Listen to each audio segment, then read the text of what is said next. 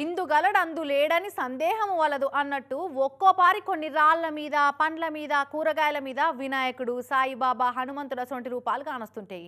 కొన్ని కొన్ని అయితే అచ్చంగా ఎవరో చెక్కినట్టే ఉంటాయి వల్ల. అగో నిర్మల్ జిల్లాలో ఉన్న ఒక ఊళ్ళే చింత చెట్టు కాండం మీద అయితే అచ్చం దుర్గమ్మ విగ్రహం ఒదిగిచ్చినట్టే ఉన్నది.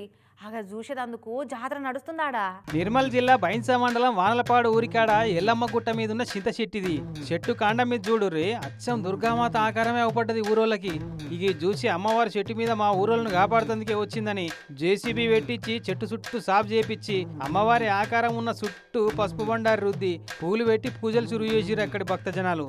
చిత్రం ఏందంటే మొన్నీ నడమనే ఈ ఊరోళ్లకు దుర్గమ్మ అండ ఉండాలని గుడి కట్టాలని అనుకున్నారట ఊరోళ్ళు. అట్లా అనుకున్నారో లేదో ఇట్లా అమ్మవారి చెట్టు మీద అవపడ్డదట.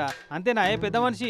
మనకు దుర్గామాత ఉంటేనే మన పిల్లలకు చదువులు వస్తాయి, మన జాబులు వస్తాయి అని నిర్ణయం చేసుకుని దుర్గామాత నిల్చుంటబెట్టుకుంటామని అందరు నిర్ణయించుకున్నారు.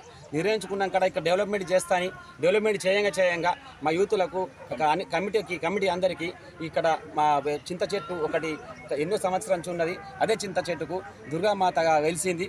ఇక చూసుకో అనుకోగానే అమ్మవారు కానొచ్చుడు, అది కూడా దసరా పండుగ ముంగట జరుగుడుతోని ఈ ఊరోలే కాదు పక్కూర్ల పండుగ కూడా జనాలంతా వచ్చి ఈ చెట్టు మీద ఉన్న దుర్గమ్మ వారిని దర్శనం చేసుకుంటేందుకు జాతరకు వచ్చినట్టే వచ్చిపోతున్నారు. కానీ చిత్రం అనిపిస్తుంది లెగ్గిసుంటే ఇచ్చంత్రాలు చూస్తుంటే చెట్ల మీద పండ్ల మీద కూరగాయల మీద అచ్చం దేవుళ్ళ లెక్కనే ఉంటాయి కొన్ని ఆకారాలు అయితే.